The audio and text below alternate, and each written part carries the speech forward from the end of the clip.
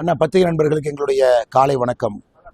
நேற்று மதுரையில் நம்முடைய மாண்புமிகு தேசிய தலைவர் திரு நிதின் நாபின் அவர்கள் மதுரை தெற்கு தொகுதியில் நம்முடைய தேசிய ஜனநாயக கூட்டணியினுடைய வெற்றி வேட்பாளர் திரு ராம ஸ்ரீனிவாசன் அவர்களுக்கு பிரச்சாரம் செய்தார்கள். அதில் எனக்கும் பங்கேற்பதற்கு ஒரு பெரிய வாய்ப்பு. அதே நேரத்தில் முழுமையாக மதுரையினுடைய அனைத்து சட்டமன்ற தொகுதியிலும் கூட நேற்று பிரச்சாரம் செய்வதற்கு ஒரு வாய்ப்பு. நாம் இந்த பத்திரிகையாளர் சந்திப்பில் தெரிவிப்பது என்னவென்றால், மதுரையிலிருந்து 2 சிட்டிங் அமைச்சர்கள் இருக்கின்றார்கள். 2 பேர், திரு பிடிஆர் அவர்கள் இருக்கின்றார்கள், திரு மூர்த்தி அவர்கள் இருக்கின்றார்கள். இருவரும் மதுரை மக்களுக்கு பகிரங்கமாக ஒரு மன்னிப்பு கேட்கணும். ஏன்னா அவங்களுடைய பிரச்சாரம் பண்றதெல்லாம் நான் பார்த்தேன். ஒரு முழுமையான ஒரு பொய்யை மதுரை மக்கள் முன்பு சொல்லிக் கொண்டிருக்கின்றார்கள். அது என்னன்னா, மதுரையினுடைய மெட்ரோவை பற்றி. அருமை சொந்தங்களே, இன்னைக்கு தமிழகத்தில் கோயம்புத்தூருக்கும் மதுரைக்கும் முதல் கட்டமாக மெட்ரோ வேண்டும் என்பது நம்ம எல்லோருடைய விருப்பம். 2 நகரமும் மிகப்பெரிய நகரம், தொழில் வளர்ச்சி, அதிக மக்கள் தொகை இருக்கக்கூடிய நகரம். ஆனால் மாநில அரசு தவறான ஒரு டிபிஆர் அனுப்பியது மட்டுமல்ல, அதற்கு மத்திய அரசு 14 நவம்பர் 2025 நீங்கள் அனுப்பியிருக்கக்கூடிய டீட்டெயில் ப்ராஜெக்ட் ரிப்போர்ட்டில் இருக்கக்கூடிய பிரச்சனைகள் எல்லாம் சரி செய்து எங்களுக்கு திருப்பி அனுப்புங்கள் என்று சொல்லியும் கூட கடந்த 5 மாத காலமாக அதற்கு இவர்கள் பதில் கடிதம் அனுப்பியதாக தெரியல. எதற்காக பகிரங்கம் அனுப்பினா, மாநில அரசு அனுப்பியிருக்கக்கூடிய அந்த கடிதத்தில் அவங்க இருக்கிறது அப்படியே நான் படிக்கிறேன், நம்ம நண்பர்கள் நீங்கள் கேட்கணும். As regards Madurai Metro Rail project, it is stated that the proposal has been examined. நீங்கள் அனுப்பின ப்ரொபோசல் நாங்கள் பார்த்தோம். As per CMP of this project, duly approved by state government, it has been mentioned that the current ridership is justifiable for a BRTS. Para 5.2.5. மத்திய அரசு என்ன சொல்கிறாங்கன்னா, நீங்கள் அனுப்பின ப்ராஜெக்டில் நீங்கள் அனுப்பியிருக்கக்கூடிய ரிப்போர்ட்டில் பேராகிராஃப் 5.2.5 மதுரையில் ரைடர்ஷிப்புக்கு வந்து பிஆர்டிஎஸ் பிளான் தான் நீங்களே ஜஸ்டிஃபை பண்ணியிருக்கீங்க. அதாவது பஸ் ரேபிட் டிரான்ஸ்போர்ட் சிஸ்டம் அப்படின்னு, அதாவது நம்ம ரோட்லேயே ஒரு தனியாக ஒரு பாதையை பிரித்து பஸ்ஸு மட்டும் போகிறதுக்கான பாதை. ஸோ மாநில அரசு அனுப்பியிருக்கக்கூடிய request letter or project report, அதுலேயே அவர்கள் ஆணித்தரமாக மதுரைக்கு மெட்ரோ வேண்டும் என்று கேட்கல. அவங்க கொடுத்துருக்கக்கூடிய நம்பர்ஸ் எல்லாம் வச்சு அவங்களே இந்த மாதிரி நம்பர்ஸ்க்கு பிஆர்டிஎஸ் தான் சரியா வரும்னு கேட்டிருக்காங்க. அப்ப அந்த 2 அமைச்சர்களும் பத்திரிகை நண்பர்கள்ட்டையும் மதுரை மக்கள்கிட்டையும் தெளிவுபடுத்தணும். நீங்க மெட்ரோ உண்மையால மதுரை கேட்டீங்களா? அப்படி உண்மையால நீங்க மதுரைக்கு மெட்ரோ கேட்டீங்கன்னா அந்த மாநில அரசு அனுப்பிய கடிதத்தை நீங்க மக்கள் முன்பு வைக்கணும். ஏன்னா மத்திய அரசு அனுப்பியிருக்கக்கூடிய பதில் கடிதத்துல அவர்கள் தெளிவாக சொல்லியிருக்கிறார்கள், as approved by state government, it has been mentioned that the current ridership is justifiable for a BRTS ன்னு சொல்லியிருக்கிறாங்க. இதை தொடர்ந்து ஒரு இடத்திலும் கூட முதலமைச்சர் ஆரம்பித்து மதுரையினுடைய 2 அமைச்சர்களும் ஏதோ மதுரைக்கு நாங்கள் மெட்ரோ கொடுப்பதை தடுத்து விட்டோம் என்று பொய்யை பரப்பிக் கொண்டிருக்கின்றார்கள். அருமை சொந்தங்களே, அவங்க என்ன ரிப்போர்ட் அனுப்பியிருந்தாலும் கூட அவங்க சொல்லியிருக்கக்கூடிய பொய்யை உங்கள் முன்னால் வைக்கிறோம், அவ்வளவுதான். ஆனால் நாம மே 4க்கு பிறகு நம்முடைய தேசிய ஜனநாயக கூட்டணி ஆட்சிக்கு வந்த பிறகு மறுபடியும் புதுசாக டிபிஆர் தயார் பண்ணி நம்பர்ஸ் எல்லாம் கரெக்டாக கொண்டு வந்து மக்கள் தொகை 20 லட்சத்துக்கு மேலே இருக்கக்கூடிய மக்கள் தொகையை கரெக்டாக கேப்சர் பண்ணி நாம் அதை கொண்டு வந்து மதுரை மக்களுக்கும் கோயம்புத்தூர் மக்களுக்கும் ஒப்படைப்போம். அதே போல் நம்முடைய AIIMS All India Institute of Medical Science October November 2026 முழுமையாக மக்களுடைய பயன்பாட்டுக்கு மருத்துவமனை வர இருக்கு. எய்ம்ஸ் மெடிக்கல் காலேஜ் இப்போவே ஃபங்க்ஷன்லாம் இருக்குது, மருத்துவமனையும் மக்கள் பயன்பாட்டுக்கு வர இருக்கு. இந்த 2 செய்தியும் கூட மக்களுக்கு நேற்று பிரச்சாரத்தில் எல்லா இடத்திலும் கூட சொல்லி இருக்கின்றோம். அதனால் தேசிய ஜனநாயக கூட்டணி ஒரு பெரிய சரித்திர வெற்றியை மதுரையில் பதிவு செய்யும் என்கின்ற முழு நம்பிக்கை எங்களுக்கு இருக்கு. இதை தாண்டி உங்களுக்கு கேள்வி இருந்தால் கேளுங்கன்னா பதில் சொல்கிறோம். நீங்க ஒரு மூத்த அரசியல் தலைவர், நீங்களும் முஸ்லீம் மேடமும் வந்து தனிப்பட்ட முறையில் இந்த திருப்பரங்குன்ற தொகுதியில் கலாச்சாரம் பற்றி தனிப்பட்ட முறையில் விமர்சித்து தேர்தல் நடத்திய விதிமுறைகளுக்கு மீறி அண்ணாமலை சொல்லுங்கன்னா, இப்போ தேர்தலில் வேட்பாளர்கள் தேர்தல் நடத்தியவங்களுக்கு வந்து தனிப்பட்ட முறையில் விமர்சனங்கள் வந்து இதாக இருக்கு. யார் சொன்னாங்கன்னா, பொதுவாகவே சொல்லிட்டு திருப்பரங்குன்றம் இஷ்யூ பற்றி ஏன் பேசுறீங்க அப்படின்னு கேட்குறாங்களா? திருப்பரங்குன்றம் இஷ்யூ பற்றி அது மாதிரி கேண்டிடேட்டை பற்றியும் வந்து அவதூறாக பேசுகிற மாதிரி இல்லை, கேண்டிடேட்டோட அஃபிடவிட் வச்சு தான் நம்ம சொல்கிறோம். அந்த கேண்டிடேட்டை பற்றி நம்ம அவதூறாக பேசுகிறோம்னா நம்ம மேலே வழக்கு பதிவு செய்யட்டும். இன்னைக்கு திருப்பரங்குன்றத்தில் அண்ணன் ராஜன் செல்லப்பா அவர்களை எதிர்த்து நிற்கக்கூடிய அந்த திராவிட முன்னேற்ற கழகத்தினுடைய வேட்பாளருடைய அஃபிடவிட்டை மக்கள் மன்றத்தில் நம்ம சொல்லணும். அதனால தான் இன்னைக்கு எலெக்ஷன் கமிஷனே அஃபிடவிட்டை பப்ளிக் பண்ணுறாங்க. அது நியாயப்படி பத்திரிகை நண்பர்கள் நீங்களும் சொல்லணும், ஒரு கேண்டிடேட் எப்படிப்பட்டவர், எத்தனை குற்ற வழக்கு இருக்குன்னு. இன்னைக்கு கிரிப்டோ கரன்சி மைனிங் ஸ்கேமு பல வழக்குகள் இருக்கு. கணவரின் மீது ஒரு போக்சோ சட்டம் இல்லை 2006 18 வயசுக்கு இருக்கக்கூடிய மைனர் செக்ஷுவல் அசால்ட் அந்த கேஸ் இருக்கு. அது 10 வருடம் கழித்து 2016 தீர்ப்பு, அதன் பிறகு ஸ்டே. இதெல்லாம் மக்கள் வந்து தெரிஞ்சுக்கணும். ஓ, நம்ம வேட்பாளர் எப்படிப்பட்ட வேட்பாளர். அதனால தான் திருப்பரங்குன்றத்தில் பேசும் பொழுது அண்ணன் ராஜன் செல்லப்பா அவர்களை ஆதரித்து பேசும் பொழுது திராவிட முன்னேற்ற கழகத்தினுடைய வேட்பாளர் எப்படிப்பட்டவர், கணவர் எப்படிப்பட்டவர், எப்படிப்பட்ட வழக்குகள்லாம் அவங்க மேல இருக்கு, ஆனா நம்முடைய வேட்பாளர் எப்படிப்பட்டவர், ஒரு எம்பியா இருந்திருக்கிறாங்க, மேயரா இருந்திருக்கிறாங்க, எம்எல்ஏவா இருந்திருக்கிறாங்க அப்படின்னு இதை மக்கள் மன்றத்தில் வைப்பது எங்களுடைய கடுமையாக கருதுகின்றோம். அப்பதான் மக்கள் வேட்பாளரையும் பார்த்து சரிசமமாக பார்த்து வாக்குகளை செலுத்துவார்கள். அது ஜனநாயகத்தில் என்னுடைய கடமையாக நான் கருதுகின்றேன். அதே நேரத்தில் அவதூறாக தவறான பொய்யை எங்கி சொல்லுவேன். நேற்று மதுரை மத்திய தொகுதியில் அண்ணன் சுந்தர்சி அவர்களுக்கு ஆதரவாக பேசும் பொழுது பிடிஆர் அவர்கள் கூட யாரெல்லாம் இருந்தாங்க, ஏன்னா இவர் சும்மா சுந்தர்சி அண்ணனை பார்த்து வெளியூருக்காரன், பட் இவர் யாரு, பாதி நேரம் அமெரிக்கால தான் சுத்திட்டு இருந்தாரு, அங்கதான் படிச்சாரு, இன்னைக்கு அரசியல் இருக்காரு, மாத்தி பேசுறாரு. அதே மாதிரி சில போட்டோவை காமிச்சோம். மதுரை முனிசிபாலிட்டிக்கும் எனக்கும் சம்பந்தம் இல்லைன்னு பிடிஆர் சொல்றாரு. நான் எம்எல்ஏ வேலையை மட்டும் கேளுங்க, முனிசிபாலிட்டி வேறங்கிறாரு. ஆனா மதுரை கார்பரேஷனுடைய கணவர், மேயரனுடைய கணவர் இவர் கூடவே தான் சுத்திட்டு இருந்தாங்க, இந்திராணி அவருடைய கணவர். அதெடுத்து போட்டோவாக காமிச்சோம். எப்படி நீங்க இல்லை என்று தப்பிக்க முடியும் என்று. அதனால் மதுரை கார்பரேஷனுடைய ஸ்கேம் 200 கோடி ரூபாய் என்ன நடந்திருக்கோ அது எல்லாம் கூட மக்கள் மன்றத்தில் பேசும் பொருளாக, விவாத பொருளாக மாறும் பொழுது மட்டும்தான் வாக்கு செலுத்தும் பொழுது சரியான முறையில் மக்கள் செலுத்துவார்கள்.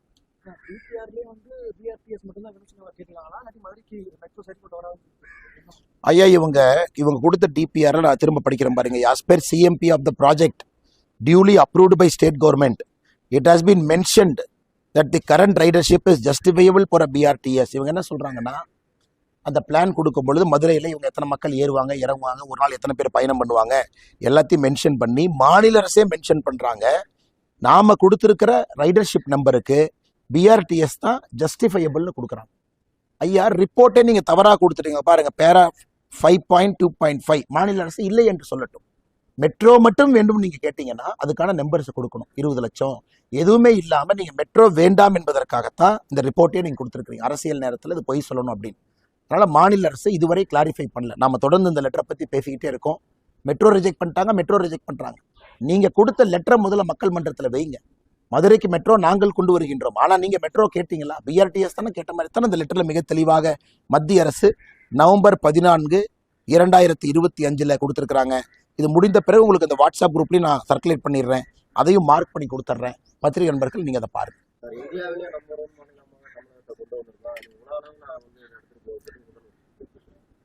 உலக அளவில் எங்கன்னா கொண்டு போக போறாரு? இன்னைக்கு இவங்க எப்படி சுத்திட்டு இருக்காங்கன்னாங்கன்னா, உள்ளூர் சந்தையிலே விலை போகாத திராவிட மாடல் அரசு வெளியூர் சந்தையில யார் வாங்க போறாங்க? இவங்க போய் ஸ்பெயின்ல போய் டாஸ்மார்க் கடையை திறப்பாங்களா? இதான் திராவிட மாடல் அரசு. தமிழகத்துல நம்பர் 1 வந்திருக்கிறோம், ஸ்பெயின்ல போய் டாஸ்மார்க் கடையை திறந்து பாருங்க எக்ஸ்டென்ஷன் அப்படின்னு திறப்பாங்களா?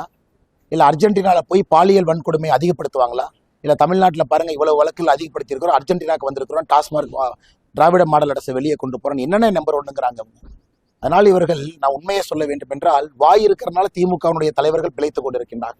மக்கள்கிட்ட பொய்யாக சொல்லி நம்பர் 1 எதுல நம்பர் 1ங்கன்னா, இன்னைக்கு தொழில்துறை கொஞ்சமாச்சு வளர்ந்துருக்குன்னா அதற்கு மத்திய அரசு தான் காரணம், நம்முடைய PLI ஸ்கீம் தான் காரணம். டிஆர்பி ராஜா அவர்கிட்ட இல்லைன்னு சொல்லுங்க. நேற்று போய் டிஆர்பி ராஜா அவருக்கு பிரச்சாரம் செய்யும் போது உதயநிதி ஸ்டாலின் சொல்றார் தொழில்துறை வளர்ந்துருச்சுன்னு. தொழில்துறை கொஞ்சமாவது தமிழ்நாட்டில் வளர்ந்துருக்குன்னா காரணம் யார்? மத்திய அரசோட இன்சென்டிவ் என்ன, ஸ்கீம் என்ன, அதை பேச சொல்லுங்க. அது எதுவுமே பேச மாட்டாங்க. ஏதோ தமிழ்நாடு அரசு முன்னெடுத்து இவங்க எதுவுமே பண்ணல. 5 ஆண்டு காலமாக அதல பாதாளத்தில் தள்ளியது மட்டும்தான் இவர்கள் செய்திருக்கக்கூடிய சாதனை. அதனால தயவு செய்து முதலமைச்சரோ இல்ல மூத்த தலைவர்களோ திராவிட முன்னேற்ற கழகம் சார்பாக தமிழ்நாட்டினுடைய நம்பர் 1 மாடல் அரசை வெளிநாட்டுக்கு கொண்டு போறோம்லாம் தயவு செஞ்சு சொல்லாதீங்க. மக்கள் சத்தமா சிரிச்சிருவாங்க.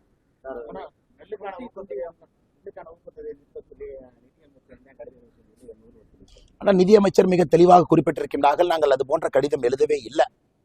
நாங்க நெல்லுக்கான ஊக்கத்தொகையை நிறுத்துங்கன்னு எங்கேயுமே சொல்லல.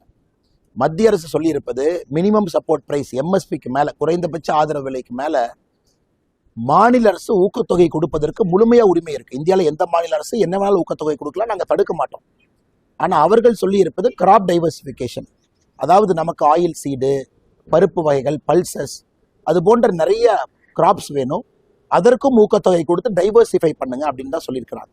நெல்லுக்கு ஊக்கத்தொகை நிறுத்துங்கள் என்று எங்கேயும் சொல்லவில்லை என்று மத்திய நிதியமைச்சர் திருமதி நிர்மலா சீதாராமன் அவர்கள் சொல்லியிருக்கிறாங்க. இன்னைக்கு முதலமைச்சர் MK ஸ்டாலின் அவர்கள் காலையில, இல்ல நீங்க சொன்னீங்க கடிதத்தை நீங்க வெளியிடுறீங்களா நாங்க வெளியிடுறீங்களா, கடிதத்தை வெளியிடுங்க. மத்திய அரசு நிதியமைச்சர் அவர்களே நாங்கள் ஊக்கத்தொகையை நிறுத்துங்கள்னு எங்கேயுமே சொல்லல. அதுவும் ஜனவரி மாசம் எழுதப்பட்ட லெட்டர், லெட்டர். முதலமைச்சர் இதுக்கு ஏப்ரல்ல தூக்கிட்டு வர்றாரு. ஜனவரி மாசம், பிப்ரவரி மாசம், மார்ச் போய் ஏப்ரல்ல எலெக்ஷன் நேரத்துல இல்லாத ஒரு லெட்டர் தூக்கிட்டு வந்து அரசியல் செய்ய வேண்டும் என்று முதலமைச்சர் நினைக்கின்றார். ஜனவரி மாசம் லெட்டர் வரலாம், ஏன் ஜனவரியில் முதலமைச்சர் இதை பத்தி பேசல, பிப்ரவரி ஏன் பேசல? அதனால் நிதியமைச்சர் சொன்னதை நான் பாரதிய ஜனதா கட்சியினுடைய தொண்டனாக வழிமொழிகின்றேன். எங்கேயும் கூட ஊக்கத்தொகையை நிறுத்துங்கள் என்று மத்திய அரசு சொல்லவில்லை என்று மத்திய அரசினுடைய அதிகாரப்பூர்வமான பிரதிநிதி சொல்லிவிட்டார். அதோடு இந்த சர்ச்சை முடிந்தது. தேவையில்லாம முதலமைச்சர் அரசியல் பண்ணாம அவர் பிரச்சாரத்துல கவனம் செலுத்தணும். 2021 ஏடிஎம்கே பிளஸ் பிஜேபி அலைன்ஸ் வச்சப்போ ஓட் பர்சன்டேஜ் 2%. 2024 சட்ட நாடாளுமன்ற தேர்தலில் ஏடிஎம்கே பிளஸ் பிஜேபி தனித்தனியாக இருக்கும்போது பிஜேபியோட பேங்க் 11%.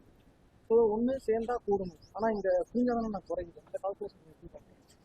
ஆனால் அதெல்லாம் மே 4ஆம் தேதிக்கு பிறகு பேசுவாங்கன்னா, ரைட் நவ் நம்முடைய தேசிய ஜனநாயக கூட்டணி எல்லா இடத்திலும் கூட ஆக்கப்பூர்வமாக பணி செய்து கொண்டிருக்கின்றோம். எல்லா இடத்திலும் கூட மக்கள் திமுக வேண்டாம் என்று எங்கேயும் வாக்கு சிந்தாம சிதறாம இருக்கணும் என்பதற்காக தேசிய ஜனநாயக கூட்டணி வலிமையா இருக்கு.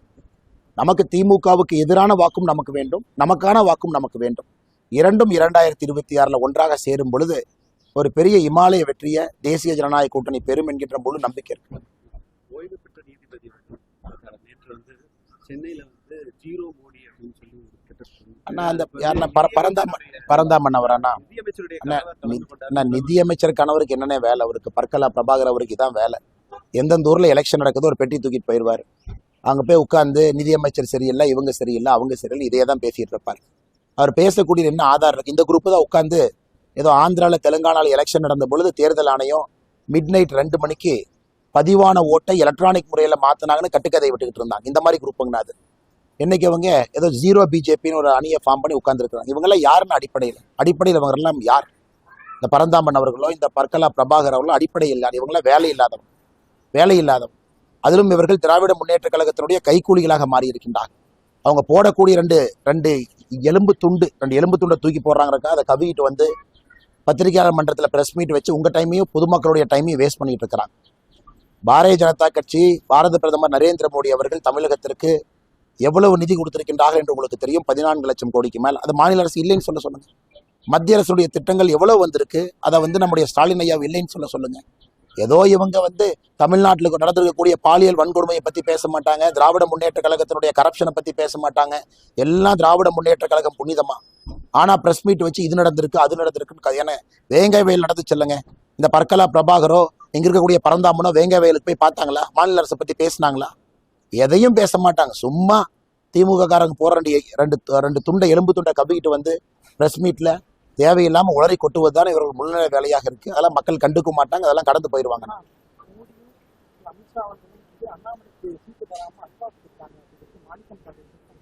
மாணிக்க தாகூரை விடுங்க, அந்த அன்னை பாவம் எங்கேயாச்சும் தமிழ்நாடு காங்கிரஸ்ல எங்கேயாச்சும் ஒட்டிக்கலாமான்னு சொல்லிட்டு இருக்கிறாரு. ஏதோ அந்த தேர்தல் கமிட்டின்னு ஒரு தலைவர் பதவி கொடுத்தாங்க, அவரே ஏதாவது ராஜினாமா பண்ணதா கேள்விப்பட்டேன். எனக்கு அது வேண்டான்னு. ஏன்னா அவங்களுக்குள்ளே இவ்வளவு குழப்பம். இவர் வீட்டில் உட்காந்துட்டு கல் எடுத்து எம்எல்ஏ எரிஞ்சிட்டு இருக்காரு அண்ணன் மாணிக்கம் தாக்கூர் அவர்கள். அண்ணன் மாணிக்கம் தாக்கூர் இதெல்லாம் பேசுவதை விட்டுட்டு அவருடைய பாராளுமன்ற தொகுதியில அவருடைய கட்சி ஏதாச்சும் நிற்குதுன்னா அதுக்கு போய் பிரச்சாரம் பண்ணி அந்த வேட்பாளரை ஜெயிக்கிறதுக்கான வழியை பார்க்கணும். அதை விட்டுட்டு காலையிலேருந்து நைட்டு வரைக்கும் அண்ணாமலை சரியில்லை இது சரியில்லை சொல்லுவதே முழுமையான வேலையா இருக்கு.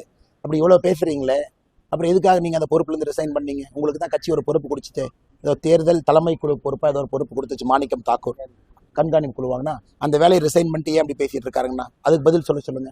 அப்புறம் இவரு தான் முறுக்குனாரு. எனது மதுரை வடக்கு தொகுதியை வாங்கியே திருவுமா, வாங்காம விட மாட்டோம். நீங்க வந்து கூட்டம்லாம் போட்டார், எங்க போச்சு? ஏன் அந்த முறுக்குனீங்க?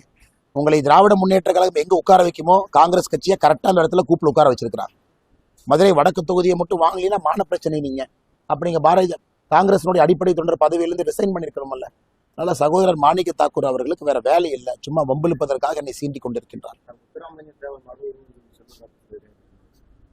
நான் முத்துராமலிங்க தேவர் ஐயாவுடைய கால் நெகத்தில் இருக்கக்கூடிய அழுக்குக்கு நான் சமம் கிடையாது. அவ்வளவு பெரிய மாமனிதர், ஒரு மேதை, ஒரு கடவுளாக நான் பார்க்கக்கூடிய ஒரு மனிதர். நாங்கள் எல்லாருமே அவருடைய ஃபாலோவர்ஸ். அவர் சொல்லியிருக்கக்கூடிய தேசியமும் தெய்வீகமும் ஆன்மீகமும் அதை வந்து கடைபிடித்து கொண்டிருப்பவர்கள். அதே நேரத்தில் தமிழகத்தில் எத்தனையோ தலைவர்கள் நமக்காக பாடுபட்டு இருக்கின்றார்கள். அவங்க இன்னைக்கு நம்ம எல்லாம் சாதி வட்டத்துக்குள்ள அடைச்சி வச்சுட்டோம். அது ரொம்ப துரதிருஷ்டவசமானது. எத்தனையோ தலைவர்களை எல்லா சாதி அடையாளத்துக்குள்ள அடைச்சி வச்சிருக்கிறோம். வருகின்ற காலத்தில் அரசியல்லாம் மாறும் பொழுது இதுவும் மாறும். அண்ணன் செல்லூர் ராஜு அவர்கள் ரொம்ப அன்பானவர், ரொம்ப எளிமையானவர். நேற்று அண்ணன் அவர்களுக்கு பிரச்சாரம் செய்வதற்கு ஒரு பெரிய வாய்ப்பு கிடைச்சது. ஆனால் அண்ணன் அவர்கள் ஒரு மிகப்பெரிய வெற்றியை பதிவு செய்து இங்கிருந்து சட்டமன்றத்திற்கு மதுரையின் சார்பாக சென்று மதுரைக்கு நிறைய நல்ல விஷயங்கள் செய்வார்கள் என்று முழுமையாக நான் நம்புகின்றேன். இருந்தும் அவருடைய கருத்து பெருமைப்படுத்த வேண்டும் என்பதற்காக அண்ணன் சொன்னாங்க. அவருடைய பெருந்தன்மை அது. செல்லூர் ராஜா அண்ணன் அவர்கள் மிகப்பெரிய ஒரு வெற்றி அங்கு பதிவு செய்தார். அண்ணே, களம் தமிழகத்தை பொறுத்தவரை 2 முனையாக மாறிக்கொண்டிருக்கிறதுங்கண்ணா. இன்னைக்கு மக்கள் முதல்ல வேற வேற சாய்ஸ் வச்சிருந்தாங்க, இவங்களுக்கு போடலாமா அவங்களுக்கு போடலாமா. அது 2 முனையாக மாறிக்கொண்டிருக்கிறது.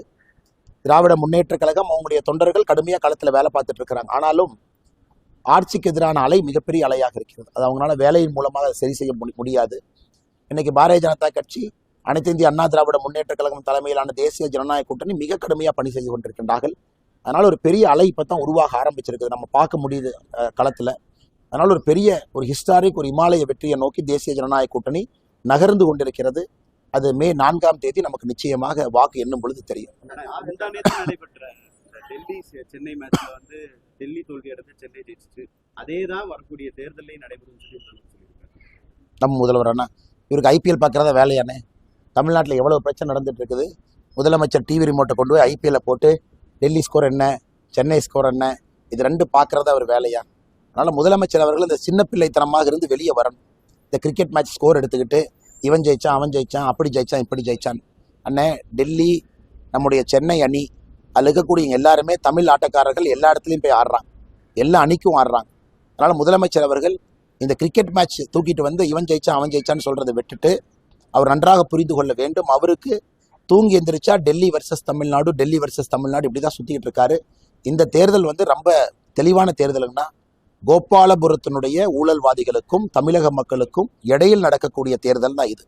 கோபாலபுரத்தினுடைய ஊழல்வாதிகள் ஒரு பக்கம், தமிழக மக்கள் ஒரு பக்கம். இல்ல டெல்லி தமிழ்நாடெல்லாம் கிடையவே கிடையாதுங்கன்னா அது முதலமைச்சர் அவர்கள் அவர் கண்டிப்பா மே 4ஆம் தேதி இது புரிந்து கொள்வாருன்னா.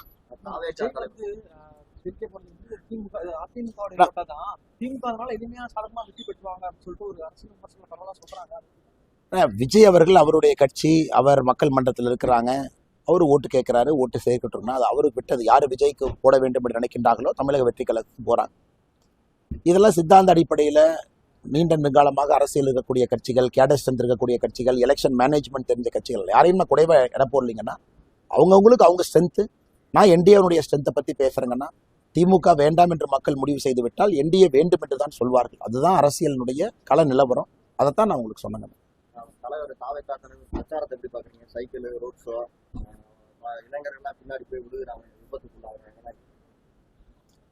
நான் 2-3 விஷயம். ஒன்று, தேர்தல் ஆணையம் நான் ஏற்கனவே சொன்னது போல திரு விஜய் அவர்கள் தமிழக வெற்றி கழகத்தினுடைய தலைவர் பிரச்சாரத்துக்கு வரும் பொழுது அனுமதி கொடுக்கணும். அது ஒன்று, அது எந்த மாற்று கருத்தும் இல்லைங்கன்னா.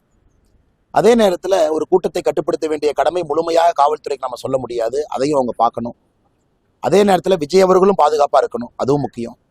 சைக்கிளில் வர்றது, யாரோ மாலை போட்டு இழுத்தாங்க, சைக்கிள்லேருந்து விழுந்தாரு, எல்லாத்தையும் நம்ம பார்க்குறோம். அதனால் எல்லோரும் இதில் மக்களும் பாதுகாப்பாக இருக்கணும், பிரச்சாரத்துக்கு வரக்கூடிய தலைவர்களும் பாதுகாப்பாக இருக்கணும். ரெண்டாவது அவர் சொல்லக்கூடிய கருத்தை சொல்லணும். ஏன்னா இவ்வளோ ரோட் ஷோ பண்ணி நான் காரைக்குடியில் கேள்விப்பட்டேன், அவரால் பேசக்கூட முடியல அப்படின்னு. அது ஏதோ ஒரு சொன்னாங்க, ஏதோ 7 நிமிஷம் லேட்டாக வந்துட்டார். அதில் எனக்கு பெருசாக உடன்பாடு இல்லைங்கன்னா பேசணும், அது ரொம்ப முக்கியம். பேசுவதற்கு அனுமதி கொடுக்கணும். அவங்க பேசினா தானே மக்களுக்கு தெரியும் அவங்க என்ன சொல்கிறாங்கன்னு. அதனால் பிரச்சாரத்தை பொறுத்தவரை எல்லோரும் சூடாக செய்து கொண்டிருக்கின்றார்கள். பொறுத்திருந்து பார்ப்போம். களம் எங்களை நோக்கி நகர்ந்து கொண்டிருக்கிறது.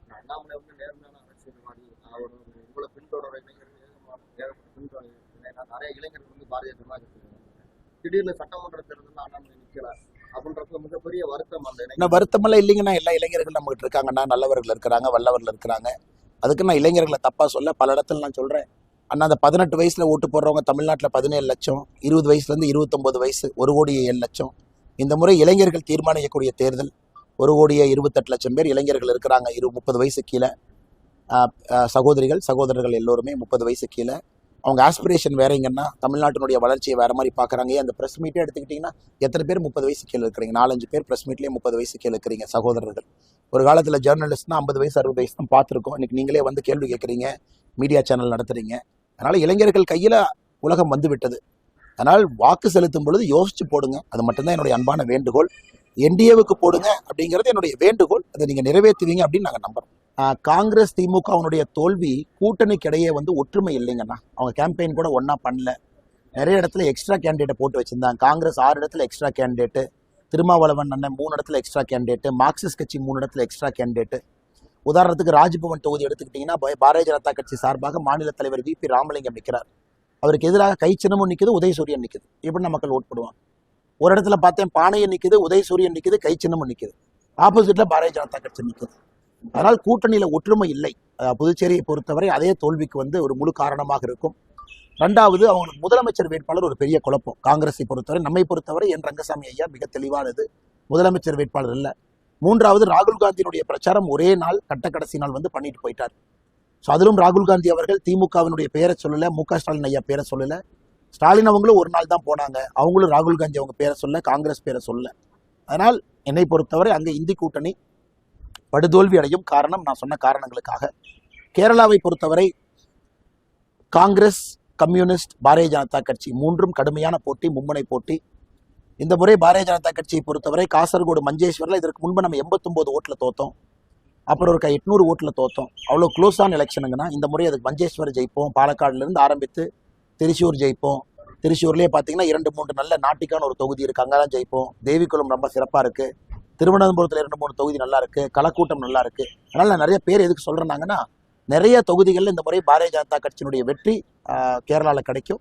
அதனால் இது கேரளாவில் இந்த முறை ஒரு டேர்னிங் பாயிண்டாக இந்த எலெக்ஷன் பாரதிய ஜனதா கட்சிக்கு அமையும் என்பதில் எந்த மாற்று கருத்தும் இல்லை. அதே நேரத்தில் கம்யூனிஸ்ட் ஆட்சி மக்கள் வேண்டாம் என்று முடிவு செய்து விட்டார்கள்.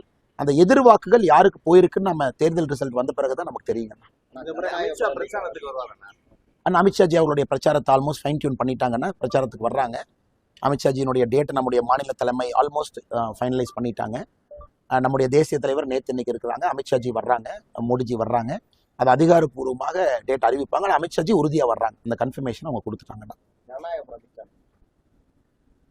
என்ன சொல்றதுங்கண்ணா, பாவம் நிறைய பேர்த்தினுடைய உழைப்பு, ரத்தம், வேர்வை அது லீக் ஆயிடுச்சு. அதில் ஒருத்தர் எனக்கே மெசேஜ் போட்டார், அண்ணா எங்கே பாருங்கண்ணே இந்த மாதிரி லீக்கெல்லாம் ஆயிடுச்சு, அது இதாயிடுச்சு. நான் சொன்னேன், தம்பி எனக்கு மெசேஜ் போட்டு நீ படத்தை 3 நிமிஷம் பார்த்தேன்னு எனக்கு சொன்னால் நீ போடாதேன்னு நான் சொன்னேன். அதெல்லாம் நீ எனக்கு போடவே போடாது, அதெல்லாம் போடாது. 3 நிமிஷம் இங்கே இருந்தது அங்கே இருந்தது, எதுக்கு அதெல்லாம் பார்க்குறீங்க? பார்க்கணும்னா தியேட்டருக்கு போய் பார்ப்போம், இல்லாட்டா அவங்க OTT ரிலீஸ் பண்ணுவாங்க, அன்னைக்கு போய் பார்ப்போம். அப்படி என்ன அப்படின்னா நமக்கு வேறு வேலையே இல்லையாங்கண்ணா. ரிலீஸ் ஆகி எங்கேயோ லீக் ஆனதை 3 நிமிஷம் 4 நிமிஷம் ஏன் போய் பார்க்கணும்? அது முறையாக போய் பார்ப்போம். எல்லோருக்கும் நாம் செலுத்த வேண்டிய பணம் முறையாக போய் சேரட்டும். அதனால் இந்த நேரத்தில் இது நடந்திருக்க கூடாது, ரொம்ப தவறு தான். அது ஃபொரன்சிக் இன்வெஸ்டிகேஷன் பண்ணி எங்கிருந்து லீக் ஆச்சோ அதை கண்டிப்பாக நடவடிக்கை எடுக்கணும், எந்த மாற்று கருத்தும் இல்லை. அவர்களுக்கு நம்பிக்கை இருக்குன்னா CBI நோக்கியும் போகட்டும். KVN ப்ரொடக்ஷன் கம்பெனி மிக நிச்சயமாக அதை பிடிக்கணும். யார் இன்வால்வ் ஆகிருக்காங்க நம்ம தெரிஞ்சுக்கணும். தெரிஞ்சால் மட்டும்தான் க்ளோஷர் கிடைக்கும். அதே நேரத்தில் யாராவது அப்படி பார்த்தா கூட தயவு செஞ்சு அவாய்ட் பண்ணுங்க, தவிருங்க. சினிமா தியேட்டரில் போய் பாருங்கள். உழைப்பாளிகளுக்கு அங்கீகாரம் கொடுப்போம். நன்றிங்கண்ணா, உடம்பு பார்த்துக்கண்ணா.